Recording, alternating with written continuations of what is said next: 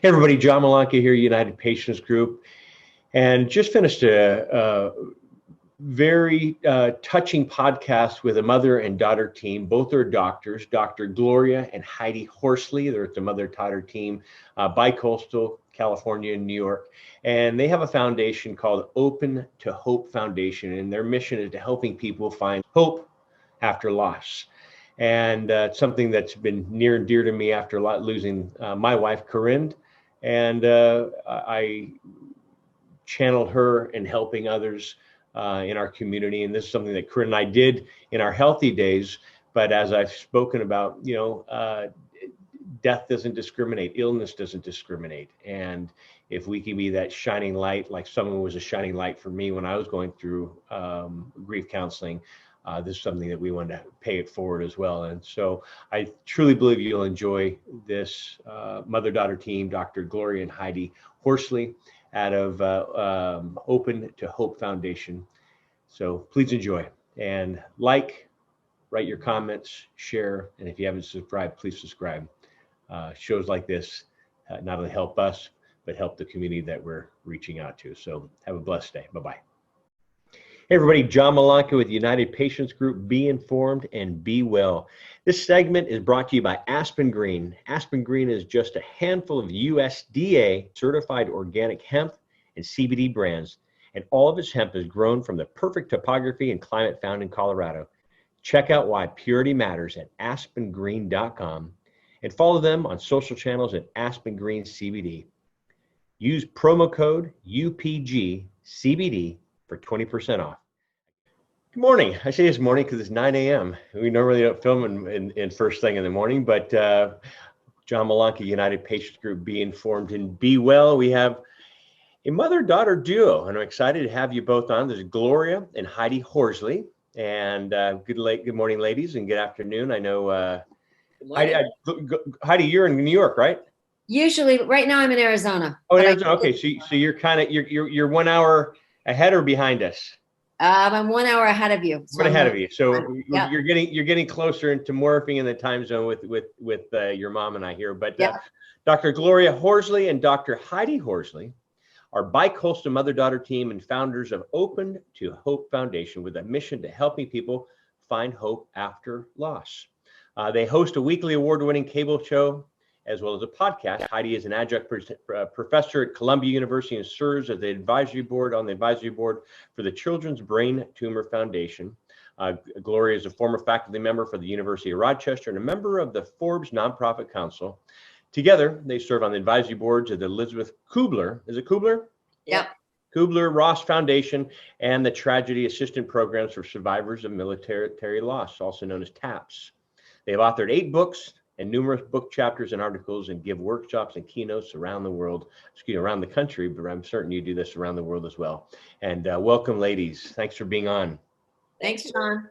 Great to be on, John. So how we met, one of my best friends from high school, and we still work together. You're his neighbor, Gloria. Yeah, my dad's neighbor with Chris, both of you. So I remember the day your husband passed away, and he shared, I said, how's it going on? He's like, I'm just really sad. My neighbor's husband passed away, great guy. And then he started talking about what you and your daughter do. And I said, poof, I would love to talk to her. He says, well, why don't you get her on the show? And I said, even better. So I'll get a little therapy session and share your story with others as well. And so the Open to Heart Foundation, Open to Hope Foundation. Yeah. What do you do there? Well, years ago, in 1983, my son Scott was 17 years old, and his cousin and he were in a hideous automobile accident. They hit a retaining wall and the car blew up and they burned to death. And I was a therapist at the time, and I also taught at the University of Rochester. And over the years, I'm a family therapist and an MFT also. And over the years, I, just did family therapy. And then with the advent of the internet and getting involved with an organization called the Compassionate Friends, they asked me 14 years ago if I would do a show to put on their website. They specialize in loss of children. It's a peer support group. So 14 years ago, I started the show. And then with the advent of the internet, it just kept rolling. And Heidi said to me, Mom, you're not talking about sibling loss. And I said, well, yeah, if you want to talk about sibling loss, join me, because she's a psychologist, teaches at Columbia. And she came on, and it's all history now. We have 1 million people listening to our podcast. And Heidi, you can take your side of it. But that's kind of how it's gone, John. That's definitely how I got involved, is saying that there was not a sibling loss voice. And we as siblings feel very minimized and unacknowledged anyway. So I felt like that was happening here. And so my mom said, come on and be my co-host and be careful what you wish for. But when my brother died, I was 20. So I was asking how old you were. Yeah, I was 20. I was not in the field of grief and loss. I was not in the field of psychology. I was in the field of fashion merchandising. It was in college, having fun and, having a very college experience and not a care in the world. Yeah. And then my brother died, and it turned my world completely upside down. It sent me into an existential crisis. And I really had to look at why I was still here, what my purpose was, and what my meaning was. Yeah. And it took me several years. I dropped out of school for a while. I really had to go deep into what my purpose was. And, at the end of that time, and I was working in retail at the end of that time, I decided, okay, I want to go back to school and major in psychology and become a grief and loss person and help people navigate the waters of grief and loss and find hope again and really help siblings. That's really my sweet spot. But I work with everybody. I have a private practice in New York City. Yeah. It's amazing I say amazing how we have to reinvent our life when something like this happens. And, and I tell I have chills right now sharing this, but one thing that I go out sharing with complete strangers is I see a couple, and I'll be honest, I've talked about this on my show before, but I'm an avid, Gloria, you and I are out here, and we have the beautiful mountains and hills. And so I go running up there and mountain biking, or have my road bike and, ride the streets around here. But I'll stop and I'll see couples and I'll say, is this your wife? Mm-hmm. He looks at me like, yes, my wife. And I said, I just lost my wife to pancreatic cancer. And cherish this, because life can be taken away from us in a bloody instant. And next thing you know, they're crying, I'm crying on this trail. They say, can we pray with you? Can we give you a hug? And then I go on my way. But it's amazing like you said, you had to reinvent yourself. And Gloria, you being, your Heidi, you saying to your mother, there's nothing about siblings on here. And, there's the major. John, can I say one thing about something you just said, which I think is so important? Because, I lost my husband 2 months ago. You do something that I can't tell you over the years how important what you do is. You tell people what you've lost so that they can support you. Yeah. So many people are quiet and silent. You run, you stop, you say, this is what I've lost. Yeah. And when you do that, people are good. You get validation and acknowledgement, which is what we want after a loss. And they cry with you and they appreciate each other. And I agree with my mom. We need to teach people how to be good grief support sometimes. Talking about it, I have, when my dad passed 12 years ago, this Christmas Eve, I did a grief counseling with her, and it was nice. And it was through the church. And it was actually my old principal, Sister Joanne Clare, who just was awesome. But it was for spouses and widows. Mm-hmm. And I went. She said, "Of course you'd come." And I loved it because we broke the groups up: 1, 2, 1, 2, 1, 2, 1, 2, 1, 2. Ones go here, twos go this way. My mom got to go this way. I got to go this way. And she got to mourn her way and be strong as a wife, and not be strong for her son. But I was able to. So that was my first experience of grief counseling and the benefits of grief counseling. So, one of the things you're talking about, though, is peer support. Mm-hmm. And we know that one of the things Heidi and I have found in our research and in our work with thousands of people is the number one thing is peer support and information. And those are the two things you get. So, boy, anybody who's listening to this, you're a perfect example of what peer support can do. I'm holding back tears because I don't know how strong. I know how strong. Of course you miss her. Oh my gosh, more than you know. And well, she was your partner, right? In business also. in Business. life, in business, and That's hard. That's The, really hard. You don't expect someone to die, oh my gosh, Heidi, she, we're the same age, and she, didn't drink, didn't smoke, worked out, stayed healthy, positive. And I've sat in on other pancreatic cancer call-in webinars, so I really I couldn't answer the but it was with MD Anderson, Sloan Kettering, Johns Hopkins, all the main one. And they said, here are the reasons why someone passes with pancreatic cancer. Obesity, no. Alcoholic, never drank. Heavy smoker, never smoked. No love, high stress. I'm like, tell me something that makes sense. And so that's the part that I go through. And there's a stage of the grief. And it's funny, I just came across this, and I'll share it before our call's over. Maybe you guys can comment on this. But Corinne and I, with our company, we did a stages. I'll show you right now, actually, a stages of grief. And we did this in our healthy days, helping others, and even not knowing that it was us. And I just came across this the other day. Loss, hurt, shock, numbness, denial. I still go through denial that she's still going to walk through that door. I really have an emotional outburst, maybe on my bike rides, but crying, but anger. I really haven't had fear. My friends are saying it's okay to have, or anger. It's okay to be angry. Fear, searching. Where fear really comes in? Stop at that for a minute, because I will tell you, it's fear of having, parents are very, very fearful.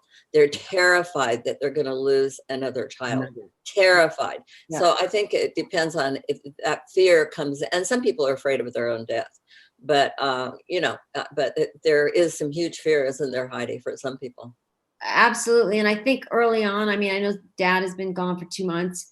Like this morning, I woke up my daughter really suddenly, and she assumed that something horrible had happened. At the beginning, you'll keep waiting for somebody else to call and say that something's happened, that they've died or something. So the fear of it happening again to somebody, especially like you said, John, with your situation, with our situation, it was sudden and it was unexpected. They were in the prime of their lives. With my father, he was in the hospital with back surgery, but he died of a staph infection. So we certainly weren't expecting that either. And your mother, Gloria, and I were talking about this last week prior to sharing that. She said, love my husband, but losing a child. And do you get this, Heidi, as well as you, Gloria? Nothing shocks me anymore. Because I've seen it. It's like, and I'm in the business of helping people, and I still do it, and I still give people hope. I never give anybody false hope. But the love and the surrounding, the love from complete strangers when they found out that Corinne passed was just, I just said, oh, the human race is some wonderful, wonderful people. And you know what? 3 years later, I still have complete strangers send me cards praying for you on this day. Or we have a mass said for Corinne today. I just thought, that's incredible. And the thing that's tough is a lot of people in my own circle I haven't talked to since Corinne passed. And that's a hard thing. That's a hard thing. You mean because people can't handle it? I think people just get busy. Some people are good grievers, some people aren't. And, one of the things that you're going to have to decide as time goes on, when you feel, there's a lot of research on widowhood. And one of the things is that about 4 years, people, particularly people your age, start coming really out of it. The 6 months is a height of depression. Second year is worse than the first because you're unfrozen. By the fourth year, you're really moving on. And then you have to decide whether you're going to welcome those people back into your life. Well, that's who were not good grievers. Well, and I'll say I worked with 9/11 widows for 10 years. They were all women. They'd lost firefighters in the World Trade Center. And we did a longitudinal study. And what we found out with them is that it took 7 years to really embrace their new identity. Because like you said, John, it's an identity loss. Oh, gosh. Who am I? I'm a married person, but I'm not a single person, but I'm too young to be a widowed person. You know what I mean? It's like, where do I fit in? Who am I now? You've nailed it on the head. And I think that's why too, for me, COVID hasn't been that major of a catastrophe for me. And I know it will upset a lot of people, but I was went from having a partner by my side this whole time and then not, and then by myself. Now with COVID, working, home office. And then every day I get up and go for a ride or a run. That's been my therapy. That's been my drug of choice. Is doing that. And well, I go golfing every day, but before we get, I don't want to lose this point for people who are listening to this and watching it. And that is, I happen to be 81 years old. So having my spouse die, I believe, is a little different for me because it's, we're older, life ends, there's a trajectory. So it's a different experience for me because there's also a big community for me. There are a lot of widows around who I get together with, who talk to me. I have a lot of peer support on another level, whereas somebody your age and your listeners who are younger, I can go out the door in my neighborhood and meet a peer and who's a little further down the road than me and have them say, I had somebody over the other day and she said, keep busy. Everybody's got these little things for me. So I just wanted to say that to people, that you will hear different voices. And that's the beauty of the internet, podcast, whatever. You will hear my voice as a bereaved spouse, and then you'll hear John's voices, and you'll find different little goodies. You'll hear Heidi, who's talked to, interviewed a lot of people. So I just wanted to say it's different. I appreciate you. You're right. And like I said, it affects us all differently, and at all stages in our life. I thought everybody had the love of their life pass away, and I was in a grief group, both one-on-one. And if anybody's out there with hospice really saved me when I shouldn't save me. They offered one of their offerings is, I think, 22 or 25 free grieving sessions, and that was when your world is rocked and you just don't know what. It's take advantage of it, and it could be or 6 years or 6 weeks whenever you're ready. I mean, I wasn't ready day 2. I think I was ready at month 4 or something like that. Some people aren't ready for years. And my mom's friend who lives down your way, she lost her husband 20-something years. She goes to my mom. She goes, Aggie, I still haven't done it. And she's like, B, you have to do it. You have to do it. I mean, and I know where you are. You both are. There's Cara, which my mother's involved with, which is an amazing peer-to-peer support. And Mom, you're utilizing Cara and finding it useful. Yeah. Oh, I love it.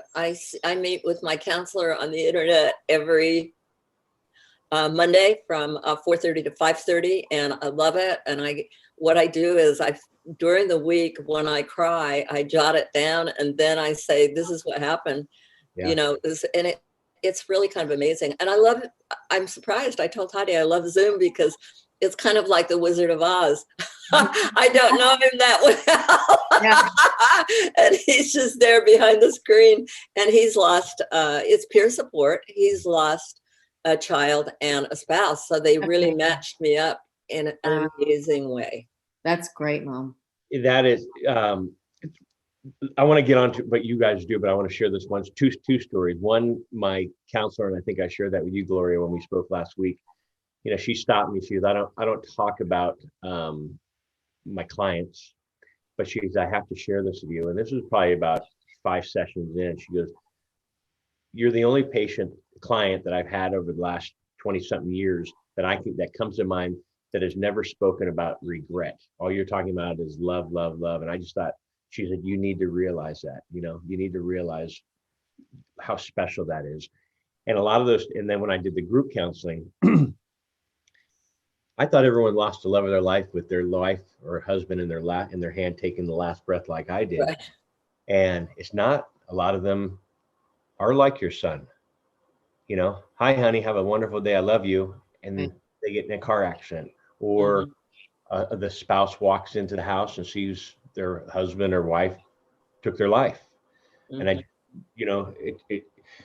that's the one part of life I don't understand yet, is just like, it's how we're here for such a short time, cherish it, and the friendships and the family and relationships. And so, but anyway, I can go. I appreciate. I'm using this as my own counseling. So, what do you ladies do with do you specialize in sibling loss, Heidi? Is that where your specialty is, or your niche? I see all different losses. I mean, I think the sibling loss is probably the biggest one, but I see bereaved parents, spouses, everything Mhm. across the board. I applaud you both because I shared this with Kristen, who is my grief counselor. I said, do you go home and just leave it aside because you hear just people crying all day and sharing? And she said, it's tough sometimes, but it takes a special person. And so that's why I applaud you both for. Well, the weird part was when my father died, I have three clients right now in my practice that have all had recent parent father deaths. Yeah. And I wasn't sure how I was going to work with them, but I think my brother taught me how to compartmentalize his loss. And the minute that I get on with them on a telehealth call, I have my dad in a box and I put him in there and I don't really think about him. I'm with them and their story, empathizing with them. And I try not to go into my own story in my head.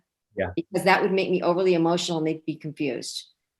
So I don't do it. I wasn't sure if I was going to be able to work still with parent loss, but I'm thankfully I can do it because I've been seeing these people for a long time, and I would hate to all of a sudden terminate. So, yeah. That's why you also get it in a different way, too. I will say that if you are looking for therapy or if you are looking for somebody to work with you, make sure you're a good match for them, because not everybody understands the world of grief, loss, and recovery and finding hope. When I met with the lady at Kristen's, her name, at hospice, I had my original consultation with her before they wanted to let me out into in the group, because they wanted to see where I was. I remember they asked me, "Do you drink? No. Do you do drugs? No. Do you do that?" I said, "I'm sad. Yeah.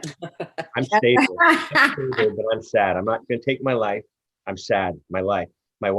She's like, "I get it." So at the end of the day, she's like, "So what do you think?" And I said, "Wonderful." She said, "I appreciate your help." She goes, "Do you think we're a good match?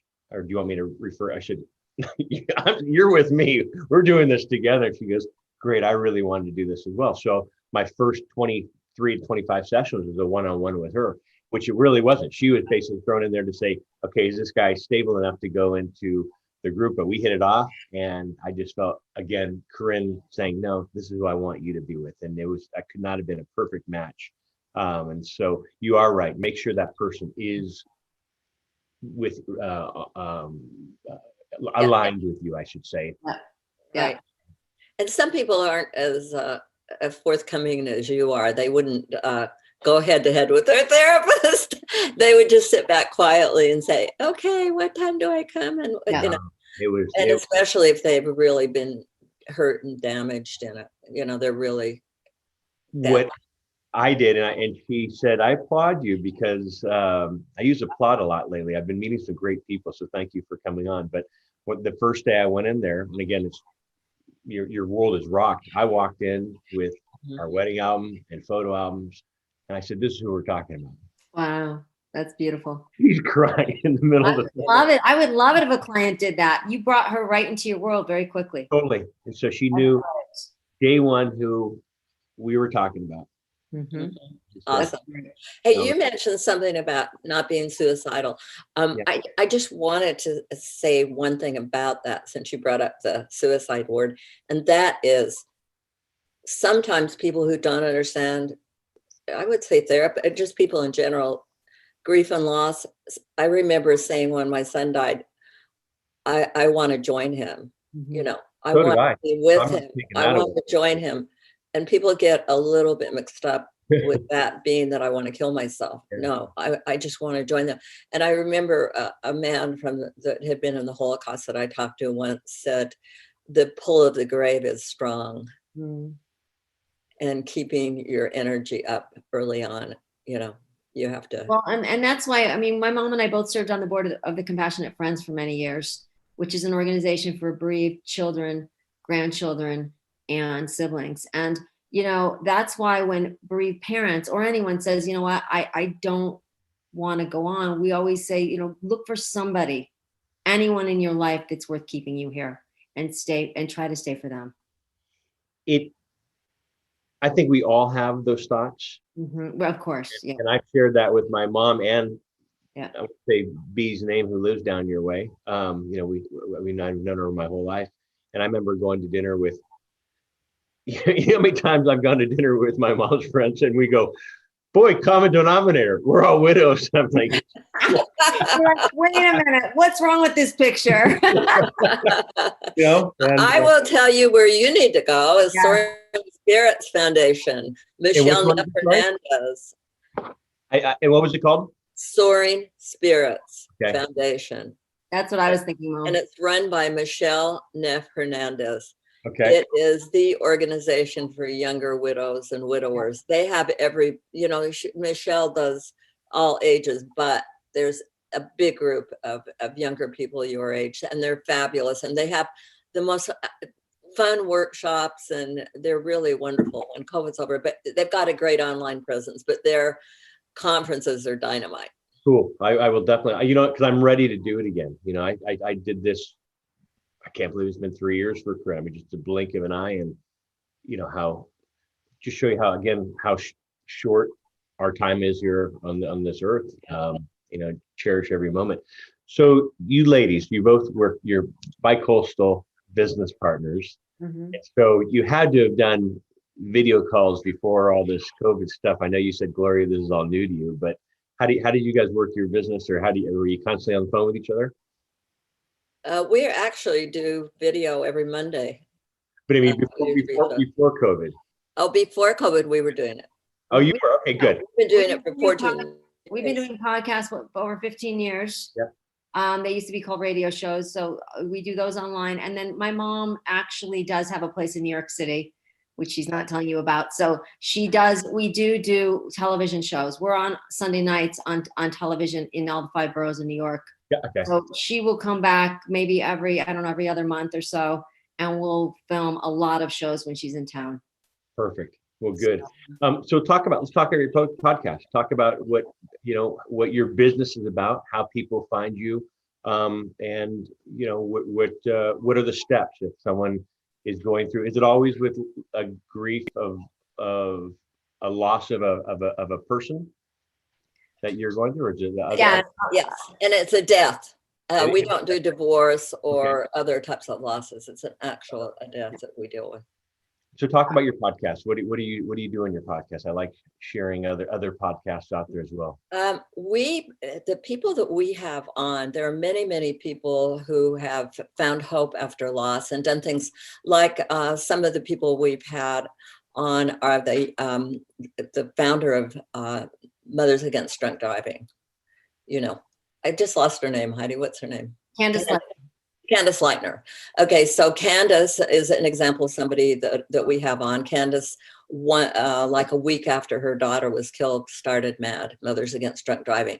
So not everyone does that high level, but a lot of people have done books, they do television, they do movies. Anybody who's had any kind of a loss, we have on, because they're exemplifiers of what you can do. And look at you. I mean, things that you can do with your life to support other people. But some things are small. And we say this to people, you know, maybe helping a neighbor who's had a loss, just reaching out at the store, like Chris, my neighbor, and helping people and volunteering and that kind of thing. So those are kind of the people we have. We have big name people, and then we have people who are just helping their neighbor, right, Heidi? Absolutely. But I think one of the things that's very important for us is that we want to interview people that have had the losses and have found hope, because sometimes you haven't found hope yet. And so we don't want those people on our show yet. So John, you're someone that, although you still grieve Corinne's death and you still miss her, there's also a very hopeful piece to your life, and, you know, a positive aura that you're giving out. So that's the message we want, because people that are watching us don't know how they're going to survive, or even if they want to. They need to hold on to people further down the road, or people that have found hope like us, so that they can figure out how they're going to get up tomorrow.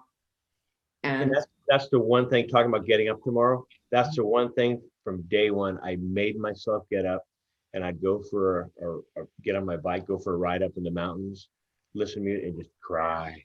But I did it every day. That was my therapy. Gloria, you mentioned about neighbors and like Chris coming over and just checking in on you, and that has affected him. It really has, and he lost John, his brother, right, a year ago as well, and he's just that's again someone who didn't drink, didn't smoke, and I've worked with his brother John, his wife Janelle. I think for the past 6 years of when John was diagnosed. Wow. I had a place in Montana, and the phone rang. It was Chris. I've known Chris my whole life, and I'm an emotional guy. I was emotional when Bill Walsh retired for the 49ers. And to hear Chris's voice and say, what's wrong, and him sharing that and opening up. But a lot of people, you get this as a neighbor. I don't know what to say to them, and I say, tell them you're just thinking about them. All you have to do if your neighbor is wave to them. Wave. Because how about the people who turn the other way in the grocery store or whatever, or run the other way? I mean, all you have to do is wave. And just thinking about it, I get that. I still have friends of Corinne's that I've never met, and they said, we've watched your love story blossom on the internet, because Corinne was always big on posting our life, and I've never met these people, and they've texted me or written me an email and said, hey, just thinking about you and Corinne today, and want to make sure you're okay. And I just had the lady do that on Saturday, and again, I had never met her, and I just thought, thank you. And it means so much that that people are thinking, and like you said, it just.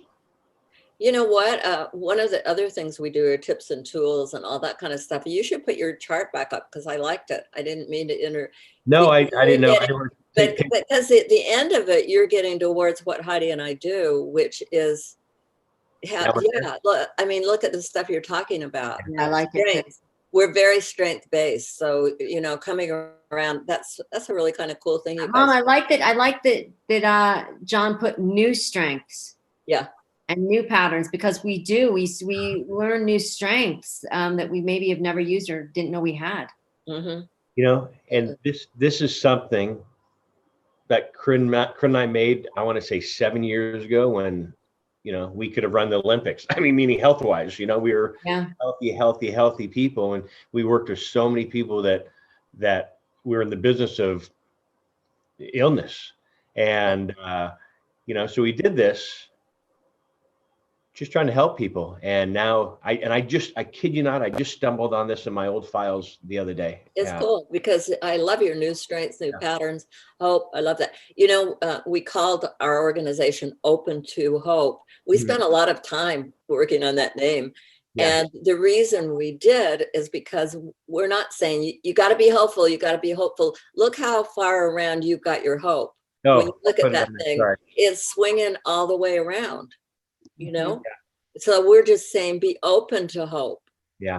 Just open your eye, open that there could be hope again. I mean, that's how desperate we feel. It's, re-entry, but new relationships. I mean, that's the part I was talking about that I don't get. It's like, God, we've had our dearest and closest friends that kind of just poofed away with Corinne passing. It just blows my mind. I mean, we have friends that we were going to do a 3-week trip with that I haven't spoken to since the day of her passing. I mean, the day after the funeral. That's not unusual, and it's really tough on teenagers and kids when that happens. Isn't that, Heidi, when you were 20, people want you to be fun at parties? Right. They want the old Heidi back, and you're trying to deal with the grief, and they can't deal with it. Also, I think it's scary for couples when you and Corinne, all of a sudden Corinne dies, and they're like, oh my gosh, what if that happened to us? I know from my friends that had never had sibling loss, they almost feel like it's contagious or something. It's like, no, it's not. Just because it happened to me doesn't mean it's going to happen to you. Right. But you are right. Like you're talking about your daughter this morning, I feel that it's like, okay, are these people going to die? And you go through that mindset. Right. I don't want to get attached to someone else. I don't want to be like them. Yeah. And so, but But another good thing I've had strangers as well as friends saying, seeing what you and your wife went through has brought us closer together as a couple. And I want to thank you. And you know, we thank you. Here's a book that I always. John, that's my thought. When you approach people on your bike and see them and say, you know, I lost my wife, you know, I'm so glad you have each other. I think they need to take inventory of their own relationship and say, wow, we are lucky to still have each other. And maybe it strengthens them. I've had one couple look at me. It was like, I don't know what they were in their own little world, but they looked at me like, we're not even in love with each other. I don't know. Well, that's the other thing. Everybody that loses someone doesn't necessarily lose a loved one. Just because they're a family member doesn't mean they're a loved one. Yeah. Here's a book. Are you familiar with this book? Yeah. Oh, I love Louise Hay. Yes, of course. And I've read that book. Oh, I would read this to Corinne 4 times a day, and she said it just put calm and peace. And so anybody going to this, it's a great book. It's called, and it was given to me and Corinne. Louise Hay, Heal Your Body. As you can see, it's about a quarter. And I think there's one called You Can Heal Your Life or something like that. Yeah, she has a whole series of books. And she passed, I think, a month before Corinne passed, or a month after. You know, and so, but that was our Bible. And she's amazing. I saw her in New York City live at the Javits Center, and she said she was 82, and she came on and said, "This is going to be the best decade of my life." I loved it. I loved it. I loved her optimism, and you know, she worked with AIDS patients and changed their lives. Hay House Publishing is a place to go. There are so many amazing people on that site and great resources, and it's very optimistic, which I love. Yeah. Well, maybe John ought to read Real Men Do Cry. Yes, that's the other. That would be good for him. Real Men Do Cry. Yeah, I don't have a problem with that. This is a book Heidi and I wrote with Eric Kippel, who was a quarterback for the Detroit Lions. Uh-huh. It's his story about going from a very dark place back into the light after his 15-year-old son dies by suicide. He talks about men and the messages you're given as men: walk it off, suck it up. Real men don't cry. Big boys don't cry. You know, so he talks about tips and tools and things that have helped him. And he's very inspiring. Yeah.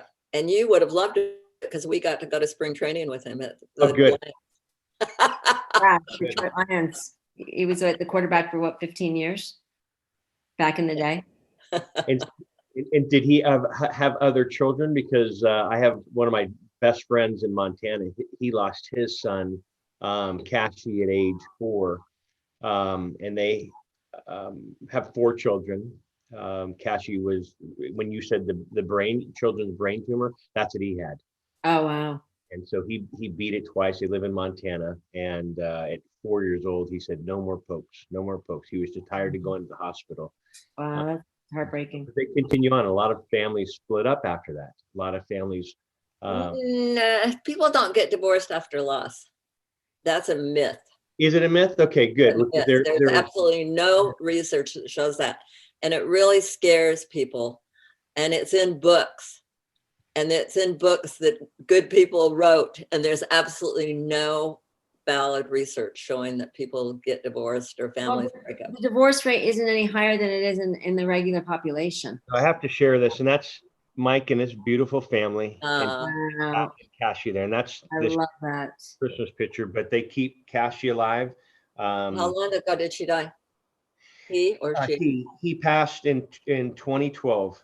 Wow. And you know, right after that, they had their 4-child Rebel. They call that a rainbow baby. A rainbow baby. Yep. You know what? And they see after a loss. And well, she is definitely channeling little we call Rebby, but Rebel. I love her name. That her name is Rebel. Hey,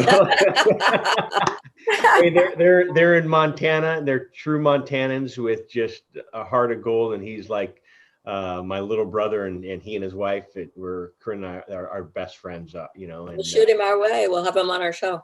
Definitely. You know what? And he is someone that talk about hope and what he's done. And I was talking to him yesterday, and he just changed his whole life. he said, I'm going to get into real estate. I said, okay, get into, he's with Keller Williams. He's one of the number one, and he does it the way he does it is the Montana living style. And I'll show you, I know the backcountry, I know the schools, I know the communities. That's Right. He has that niche like you both have Yeah. that niche. And, but he's an incredible husband and an incredible father and an incredible friend, but someone who came out of this and said, you know what? There is life after loss. Yeah, there is life. Indeed. And you were talking about, Gloria, about 4 years. And so I'm at the 3-year mark. What happens at 4 years? And I know everyone's different. Well, if you look at the research, it's just that people are now then moving on to their new life. They've integrated it. Yeah. How would you put it, Heidi? I think you're right, Mom. They've integrated the loss into their life. I mean, it's, we continue bonds. We don't sever relationships. And you know this, you don't sever a relationship with Corinne, but you integrate her into your life in a new and different way, and you invest in new relationships. And the other thing you are doing now, since you lost her, you were beginning your new history. So it takes time for us to rebuild a new history. Memories that aren't memories with Corinne. New memories that are about your new life. Yeah. I mean, around the house, it's a shrine of Corinne in our life. And, and it's tough for others because everyone says, hey, she doesn't want you to be happy. She wants you to move. I'm like, no kidding, but I'm not ready to do that yet. Right. Well, that's, John, you know what I say to people that say Corinne would want you to be happy? I say, my head knows that. Yeah. And intellectually, I know that, but my heart isn't ready for that yet. So there's that, of course she'd want you to be happy, and you're moving in that direction. Yeah. Yes, you are indeed. I think everyone needs a hug, and but there's times that it's like, COVID. I tell others, like, boy, probably the worst time in the world to be single is during COVID. It's like, I'm already a germaphobe as it is, especially you folks getting on a plane here in the next 48 hours. Go to Soaring Spirits. They've got a lot going on online. Definitely. So, so what can you share? And I appreciate you coming on the show as well. But what can you share for anybody that has a loss, right away, or a loss 6 months ago, or a year ago, or further? What can you share for those that are going through this? I guess right now it's been really hard. It's been a lot harder for me to not have my dad here than I thought it was going to be. It's been really a challenge for me during the holidays. Yeah. And what I keep doing, and I have a lot of breakdowns. It's been really difficult. I keep. I know you're human as well, so therapists do break down as well. Absolutely. Okay. And I think what I keep going back to is, what would he say to me right now if he was here? What advice would he give me? What would he want me to know? And I keep going back on all the things he taught me growing up about, and I know, and I always say this, my mom and I always say this, he'd want me to be open to hope again. And so I keep going back to that, but it's been hard. It's definitely been hard. The holidays are a hard time. Yeah. Oh, yeah. Oh. Anyway, even on the healthy time as well. Right. Exactly. You've got COVID, so all you've got is you're here with your thoughts, right? Yeah. I have a lot of those too. I always say I can put a chip in my head, and I mean, even in our healthy days, my mind never stopped. Gloria, I was going to ask you. Yeah. About a year ago, I took my wedding ring off. Ah. And that felt that was tough. Yeah. And I started wearing it on my other hand, and I was feeling like, oh my God, where is it? And I realized it was over here. And about one day I was rushing out of the house, and I grabbed it, and I was driving, and I put it on my on my left hand, and I just felt, oh my God, it was, strange. I didn't know which way. I don't wear it now, but my mom still wears hers, and I'm certain, it's funny. All the women in my life, I said women in my life, both my grandparents and my mom, both my grandmothers outlived their husband, my grandfathers, for 20 something years, but they never dated. They never took off their wedding ring, and so do you, well, I could show you, I have a ring. This is what happened to me.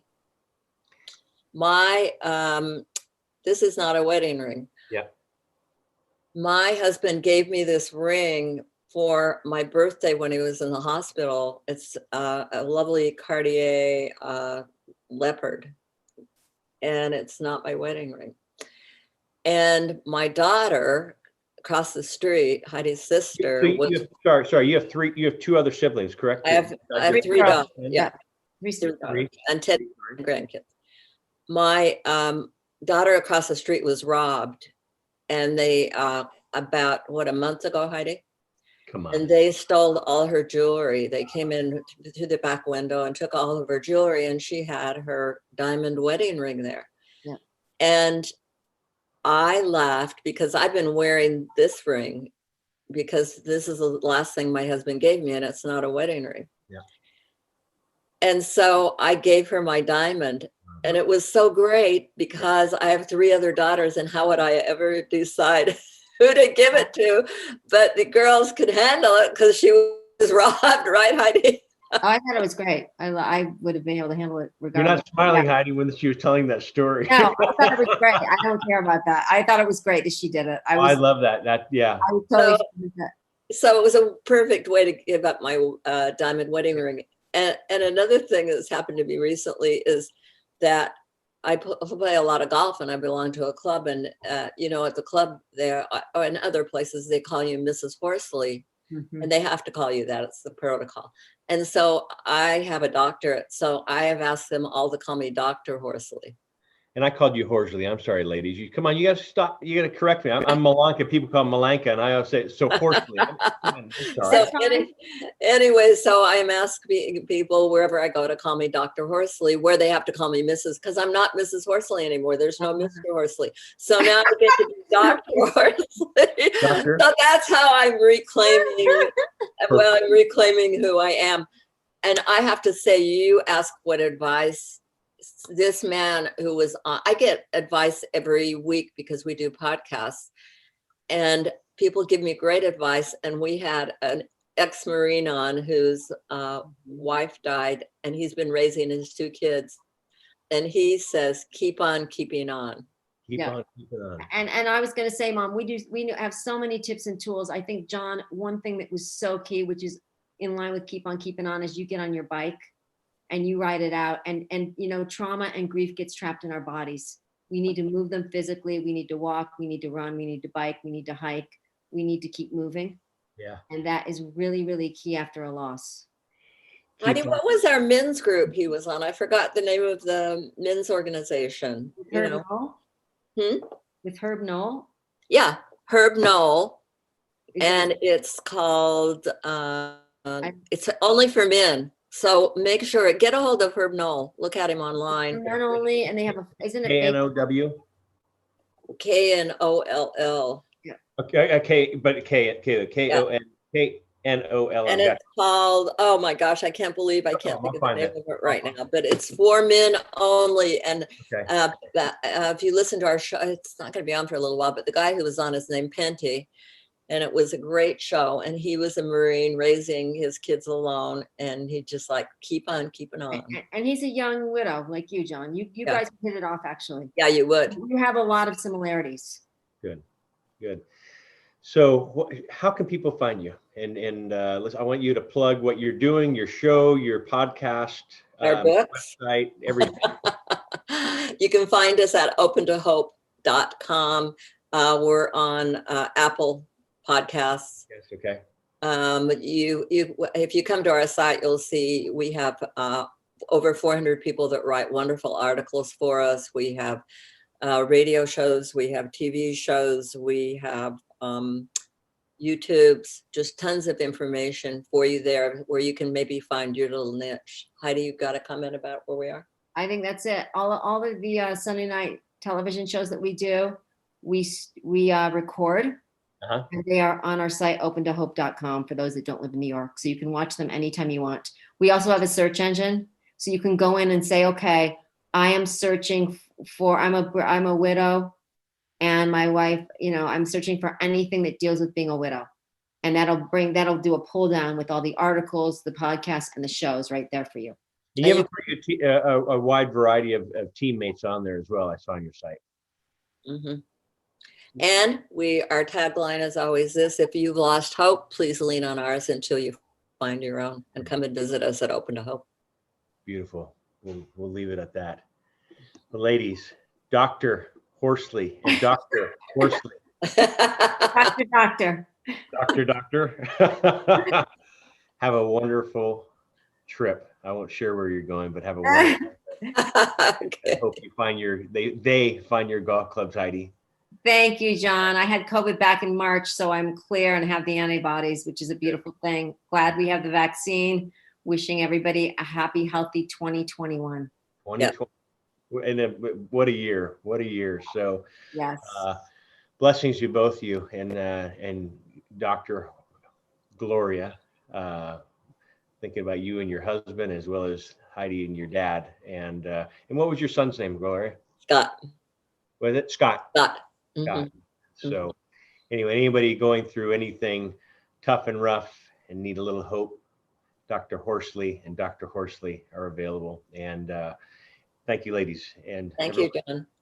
John Malanca with United Patients Group. Be informed and be well. And we'll see you soon. Thanks again. Bye-bye. Hey everybody, John Malanca with United Patients Group. Be informed and be well. This segment is brought to you by Aspen Green. Aspen Green is just a handful of USDA, that's right, USDA certified organic hemp and CBD brands. And all of its hemp is grown from the perfect topography and climate found in Colorado. It is a family-owned business and is deeply committed to the science of providing only the purest hemp and CBD products for the best results and most beneficial experience. Its mission is to bring the therapeutic value of pure, organic hemp and CBD to people who seek supplemental relief through the use of healthy, natural products. Aspen Green is free from toxins and runs up to 8 different lab tests from bona fide third-party labs throughout its product line. It holds in high regard 3 foundational principles that guide every aspect of their business, actions, and interactions with their customers, partners, as well as their community. These are quality, integrity, and transparency. These will always remain at the hearts of their efforts to bring their beneficial products to consumers. Check out why purity matters at aspengreen.com and follow them on social channels at Aspen Green CBD. Use promo code UPGCBD for 20% off. Again, UPGCBD for 20% off at aspengreen.com.